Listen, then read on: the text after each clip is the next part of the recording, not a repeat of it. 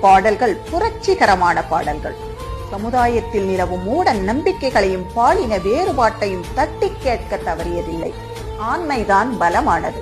ஆண்களால் தான் தவம், வழிபாடு, பூஜை எல்லாம் செய்ய முடியும் என கூறும் அசடர்களே, உலகின் ஆதி ரூபமும் காலகாலமும் இருப்பது பெண் அல்லவா? பெண் இல்லாமல் ஆண் எப்படி வர முடியும்? அதனால் உண்மையினை உணருங்கள். உடலிலும் உள்ளத்திலும் நிற்பது வாழை எனும் பெண் சக்தியே. அதுதான் கடலின் அலை போல இந்த பிரபஞ்சத்தில் பதி பசு பாசமாகிய அலையினை வீசி இயங்கச் செய்கிறது. அந்த சக்தி உங்கள் உடலிலும் உள்ளது.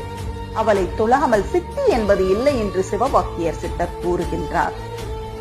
மனிதா, உடல் சார்ந்த ஆணவத்தையும் பந்தங்களையும் வென்று இறைவனை உணர்ந்து மௌன நிலையில் இருப்பதே உண்மையான ஆண்மை.